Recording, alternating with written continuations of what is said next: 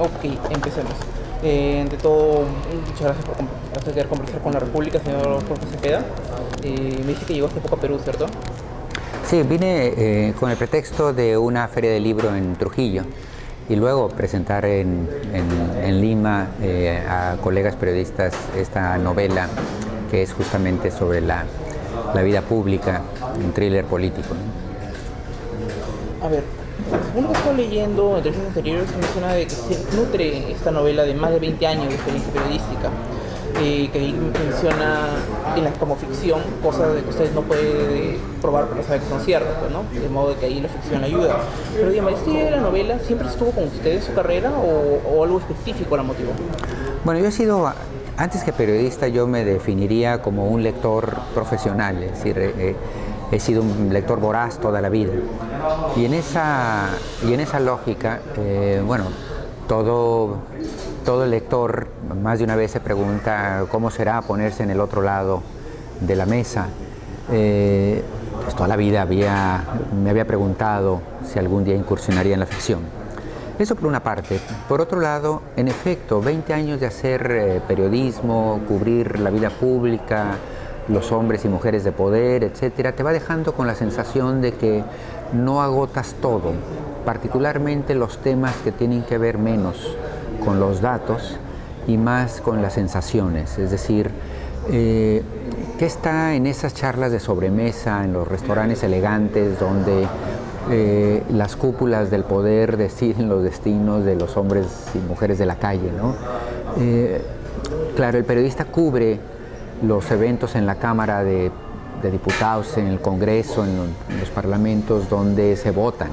Pero esas votaciones muchas veces no son más que la expresión de los arreglos que se hicieron en lo oscuro, digamos, ¿no? Entonces a mí me quedaba la sensación de que había muchos temas como estos que solo a través de una construcción ficciosa pero apegada a la realidad podría revelar las pulsiones, los temores, los sueños, la manera en que se corrompe un funcionario, etcétera. Solo podría ser documentado a través, pues, de una novela. Son muchas cosas que si la población no está al tanto, por más de que vea televisión o que lea periódicos, siempre hay algo detrás. Recuerdo que hace unos meses en Perú pues, hubo toda una movilización por la llamada repartija, justo porque se estaban eligiendo cargos para la Defensoría del Pueblo, de otros organismos y había habido cuotas partidarias ahí, ¿no? Y eso se revela pues ni la gente sale a las calles, ¿no? ¿Ha llegado en México en algún momento de movilización social por la corrupción? O sea, ¿la gente se le marchaba de esas cosas? Por supuesto, de hecho en este momento hay un fenómeno peculiar en algunas zonas del país, particularmente en la región de Michoacán, en donde los vecinos se han organizado en brigadas de autodefensa, hastiadas del ejercicio del narco sobre la población, es decir, un narcocárteles que se han instalado y que han pasado de actividades de la droga a otras actividades criminales como son la extorsión, los secuestros, el abuso incluso de las familias o de las hijas de las familias, etc.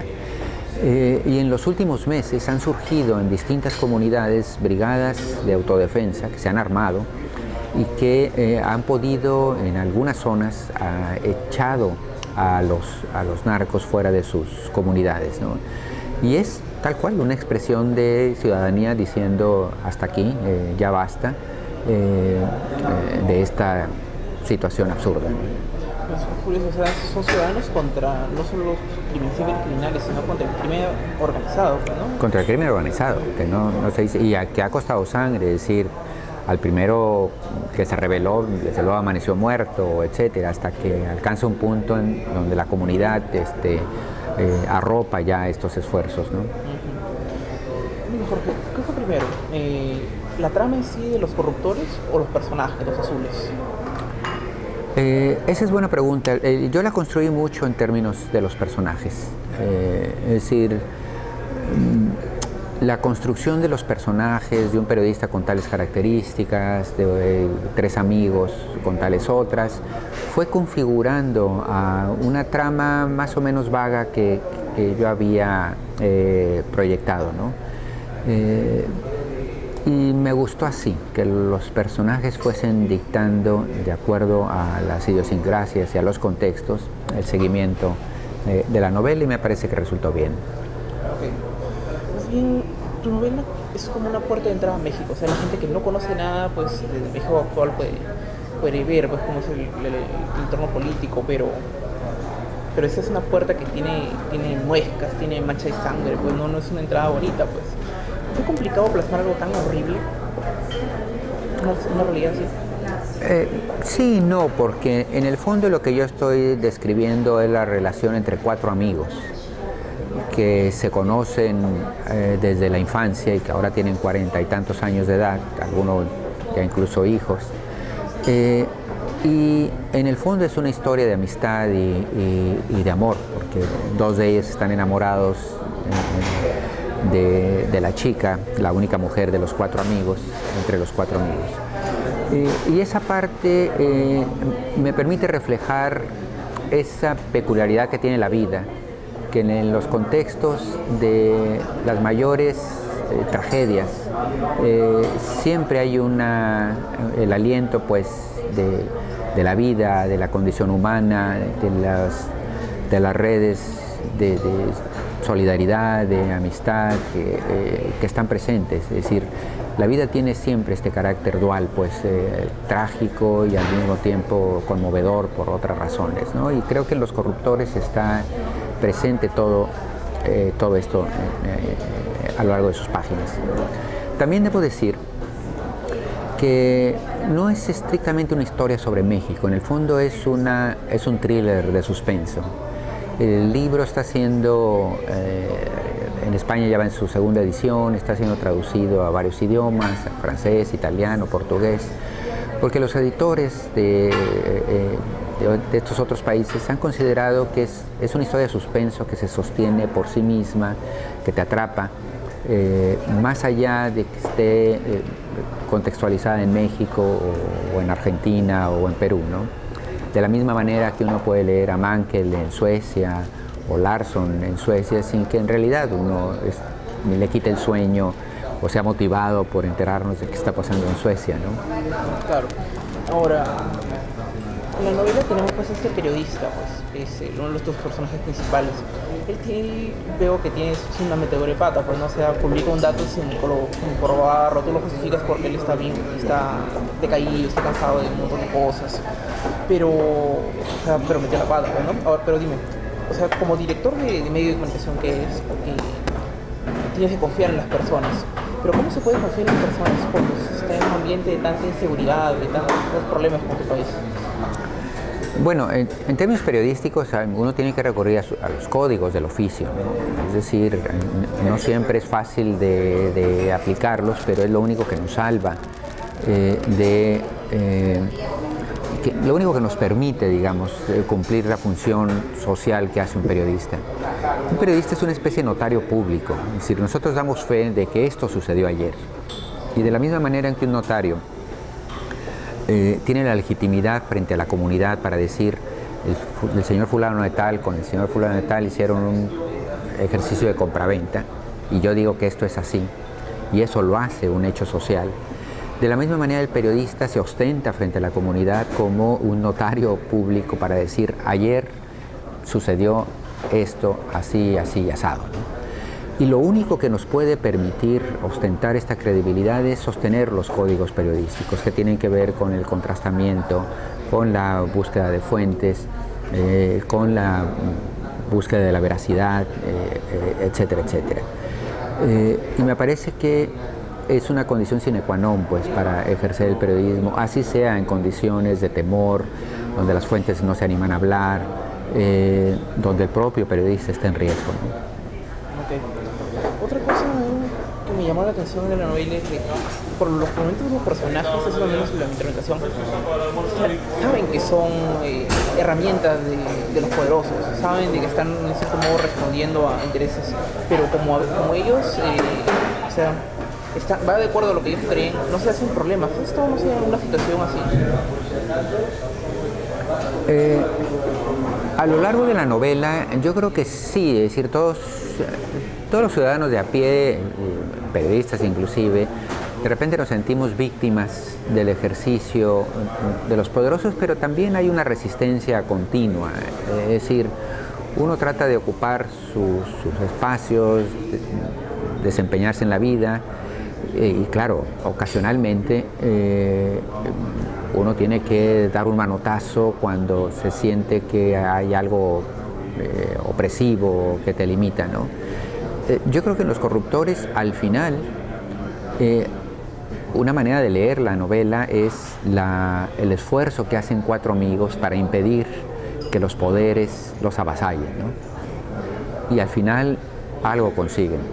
Tendrán que leer la novela, pero algo consiguen. Y justamente esa tensión es la que hace atractiva la lectura a lo largo de sus páginas, ¿no? ¿Sigues viendo con tus amigos de infancia? ¿Perdón? ¿Sigues viendo con tus amigos de infancia y de adolescencia? Algunos sí. Cada vez menos porque yo cambié de ciudad, de donde crecí. Yo me formé en Guadalajara, que es la segunda ciudad en México, y tengo ya 14 años viviendo en la capital. Pero sí, mantengo las coordenadas, ¿no? Esos encuentros, imagino que siempre notarás algo distinto en estas personas, porque no son de los que ves todos los días, sino de cada cierta cantidad de años.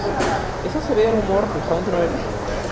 Yo creo que sí, porque en estas amistades como la de los azules, los personajes de la novela, que tienen 35 años conociéndose, y que son casi amistades fundantes, es decir, compartieron 15 años de vida cuando eran niños y adolescentes, cuando se estaban formando como individuos, y los amigos acaban siendo parte constitutiva de la persona que eres. Son amistades muy complejas, un poco como los hermanos en una familia.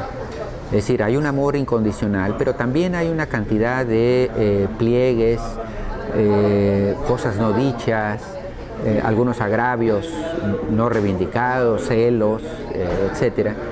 Y así son los azules también. Así son nuestras amistades realmente entrañables. Es decir, quieres a alguien como hermano y al mismo tiempo hay temas no resueltos que están ahí, ¿no?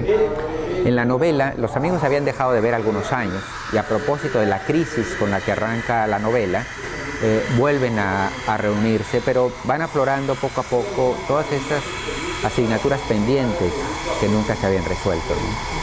Esta novela tal vez es una forma de resolver algunos problemas, algunas cosas pendientes que tenías con tus amigos.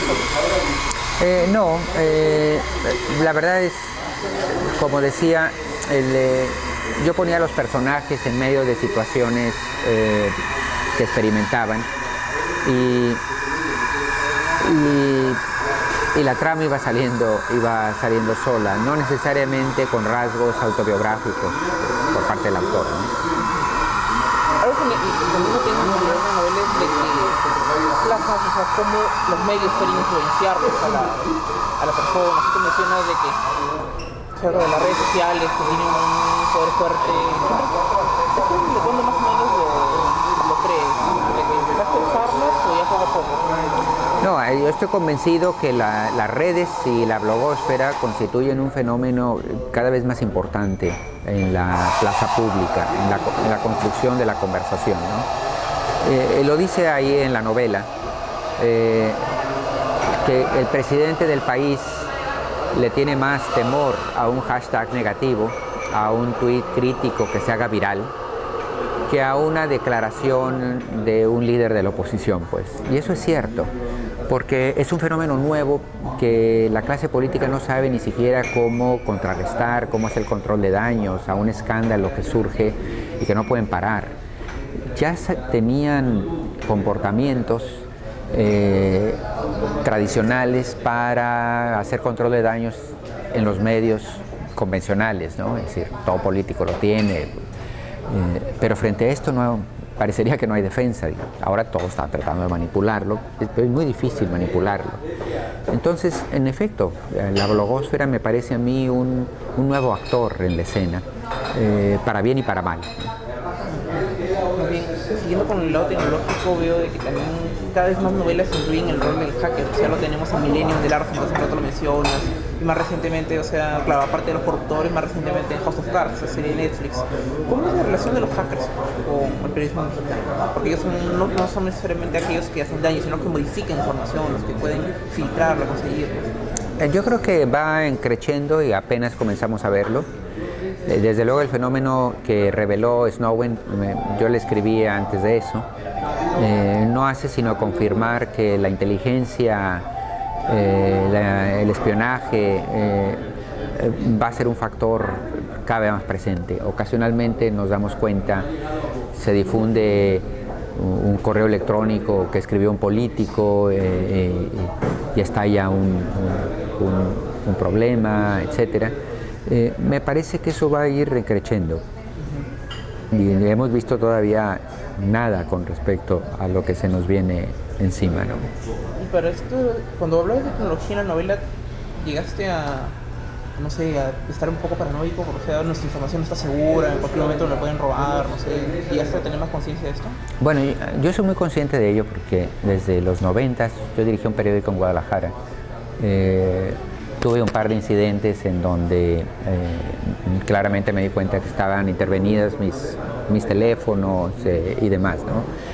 De manera fehaciente, es decir, una grabación mía de una llamada personal en mi casa que apareció en archivos policíacos y demás, ¿no?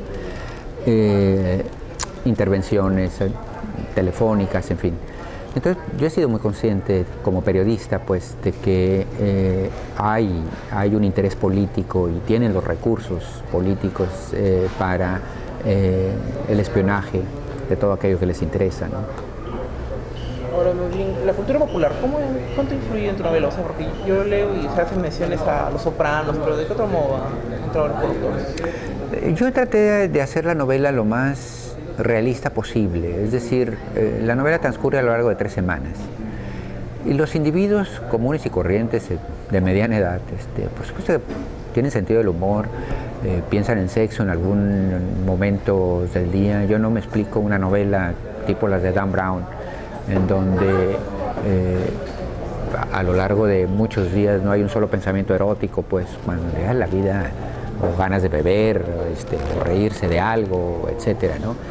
Y también están los productos de consumo culturales, es decir, pues de qué está hecha la conversación de la clase media aquí en Lima. Es decir, tú vas a un restaurante y entonces alguien comienza a hablar de House of Cards o que está viendo Game of Thrones o que vio la noche anterior la entrega de los Oscars y el selfie, la foto selfie que está rompiendo.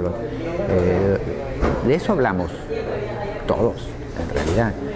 No exclusivamente, por supuesto, la cultura de cada país es idiosincrática, etcétera, pero hay un componente también que hace que Tony Soprano sea literalmente un personaje universalmente conocido. Pues si uno sabe, tú dices Tony Soprano, describes a alguien como Tony Soprano y el lector se hace cargo perfectamente de qué estamos hablando, porque así hablamos todos, por lo menos estas clases medias que son las que estoy describiendo en una novela como Los Corruptores, ¿no? Nuestras referencias culturales ya pasan más a la televisión, al internet, la diferencia que antes eran los libros, ¿no? Los libros o los usos y costumbres locales. Ahora es muchísimo más global y tenemos muchos elementos comunes aquí o en el Cairo o en Milán.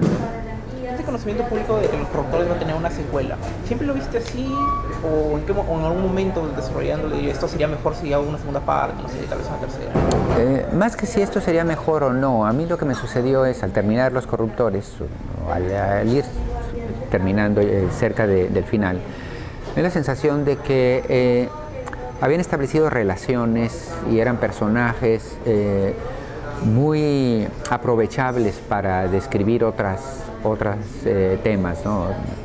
Para narrar otras cosas.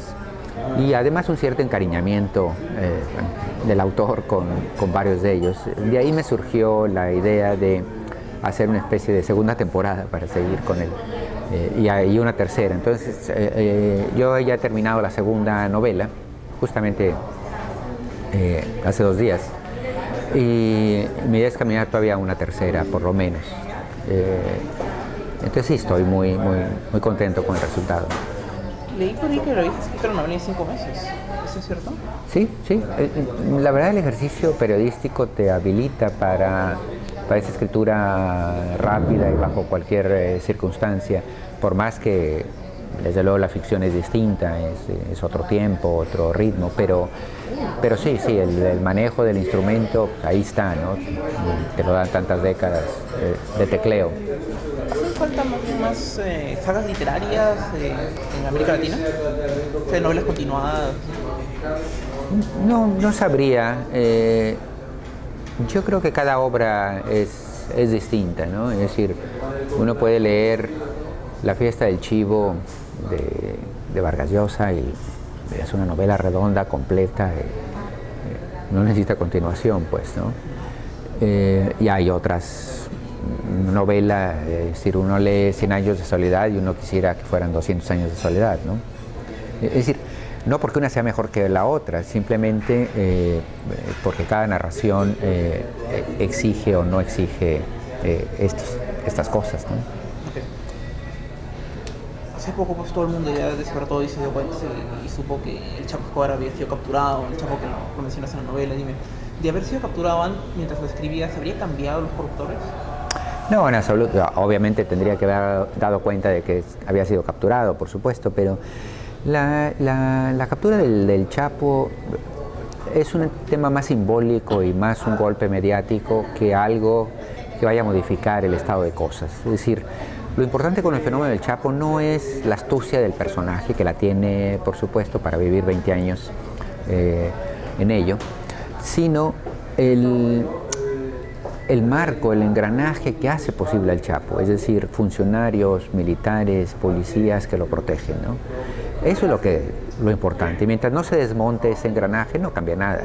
Es decir, surgirá un lugarteniente que en lugar del Chapo se llame Martínez, y en tanto subsista ese orden de cosas, nada se modificará, ¿no? ¿Qué te falta para subvertirlo?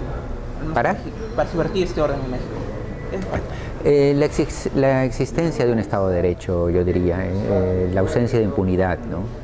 La exigencia creciente sobre los actores públicos para que haya una rendición de cuentas. A mí me parece que eso, mientras no exista eso, la corrupción seguirá existiendo en nuestros países y por lo tanto el espacio para que los delincuentes, el crimen organizado actúe impunemente, ¿no? Y mientras esto sigue ocurriendo en México y sin una solución, ¿cómo crees que esto afectará a las generaciones futuras? ¿Cómo los va a influenciar? Aquí yo matizaría un poco. Mi país es enorme, las noticias que trascienden al exterior, que llegan a Perú, parecería que en México hay escenas de violencia en cada esquina y todo el tiempo. En realidad la vida de los mexicanos transcurre al margen, pues. Yo concretamente nunca he contemplado una balacera, alguien desangrándose en la calle, nunca he visto ni siquiera un robo. No solo no me ha tocado a mí, sino ni siquiera he visto un robo, pues. Es decir, puedes transcurrir tu vida literalmente al margen de eso. Desde luego hay cosas, a lo mejor te la piensas más que antes de salir por carreteras vecinales pequeñas, pues a pueblear, ¿no? Por temor a un retén inesperado, qué sé yo, o andar en la madrugada en ciertos rumbos más bravos de la ciudad. Salvo eso, en realidad la vida cotidiana va como, somos más de 114 millones de personas y efectivamente pueden morir 800 o 1000 personas en un mes en estas batallas entre cárteles y demás, pero realmente, de hecho, nuestra tasa de homicidios en México es mucho más baja que buena parte de los países, que Venezuela, que Colombia, que Brasil, por ejemplo. Sin embargo, es muy llamativo la manera en que se enfrentan estos cárteles, con 7 degollados aquí y 15 días después otros 6 por allá, ¿no? Pero la vida sigue. La vida sigue, y más bien, como en muchos otros lugares del mundo, el futuro de las nuevas generaciones depende de muchas otras cosas, además del crimen organizado. Ok, Jorge, es un gusto contigo. No, igual. Bueno, ¿y te gustó la novela? Me gustó mucho.